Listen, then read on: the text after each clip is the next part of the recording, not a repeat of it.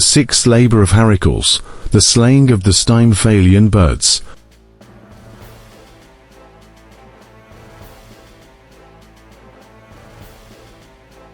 The thunderous echoes of Heracles' feathers, a tale of divine feathers and mortal courage.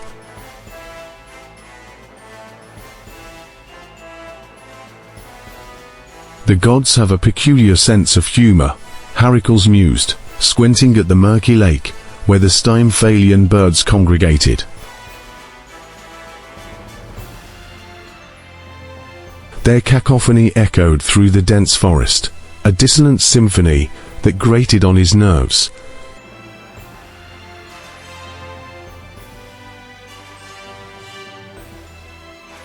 King Eurystheus had outdone himself this time, devising a task that seemed more absurd than heroic.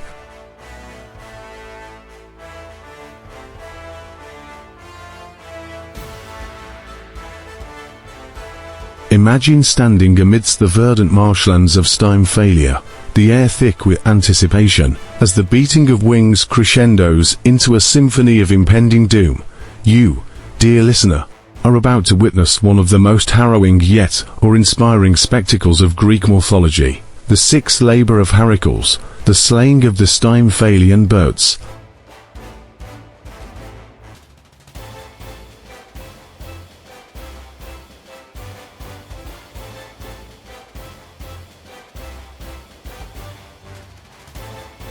The land around the lake was treacherous, a marsh where even the bravest dared not tread. Heracles imagined the birds' nests hidden among the reeds, their talons poised to strike. These were no ordinary birds. Their feathers were as sharp as arrows, their droppings toxic, capable of decimating crops and poisoning waters.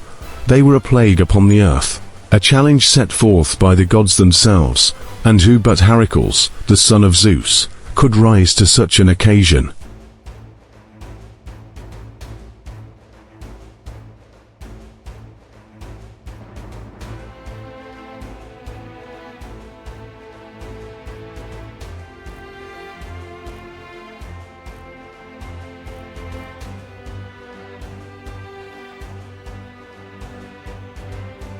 With each step he took, the ground beneath him whispered tales of those who dared approach the Stymphalian birds and met their untimely demise.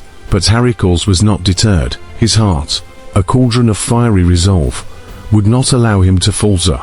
He was the embodiment of human strength and divine determination, a force that even the gods watched with bated breath.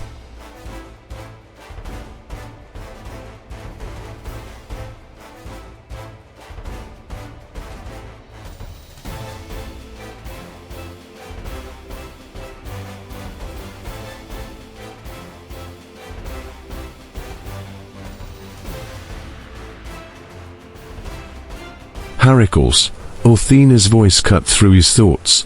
The goddess materialized beside him, her grey eyes assessing. "You'll need more than brute strength for this. Take these." She handed him a pair of bronze crotala, noisemakers that clattered like thunder. They had been forged by Hephaestus himself, their resonance capable of unsettling even the gods.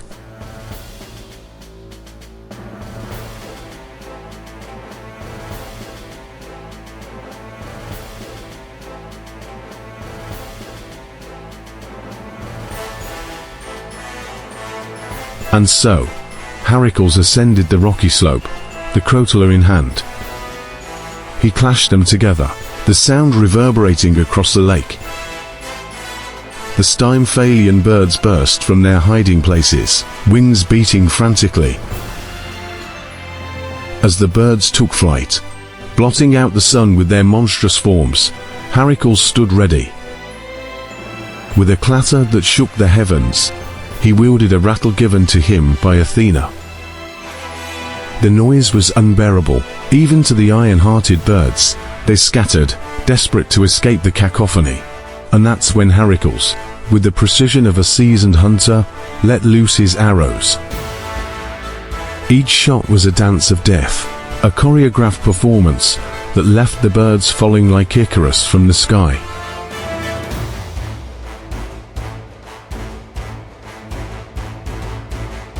The last bird, a monstrous creature with eyes like obsidian, swooped toward him.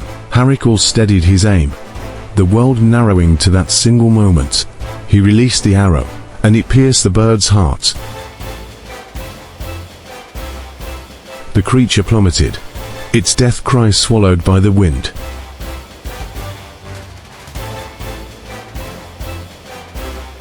Heracles wiped sweat from his brow, his chest heaving. The marsh lay silent, the birds vanquished. But as he looked at the bronze crotala, he wondered if the gods were laughing. Perhaps they reveled in the irony. The greatest hero armed not with a sword, but with noise.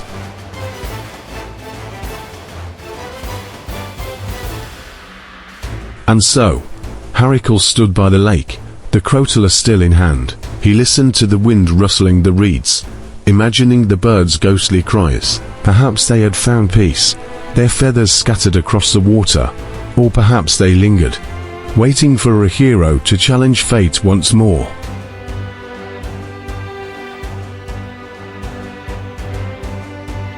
Farewell, Stymphalian birds, Heracles whispered. May your wings carry you to realms unknown.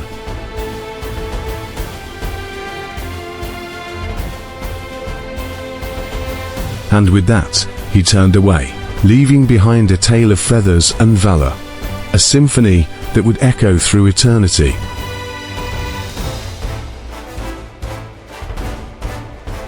But let us pause for a moment, listener.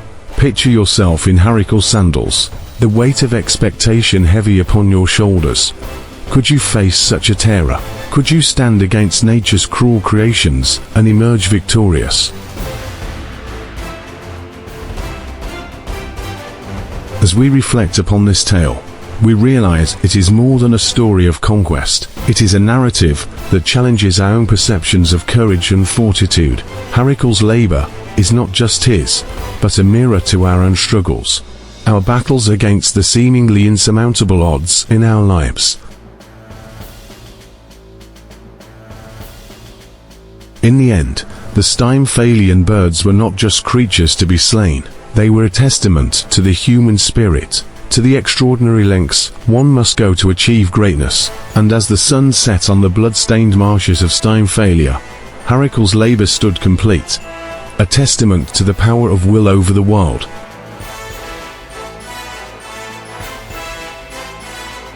Subscribe, learn history, myths and legends. Grow with Hiker Crane Channel.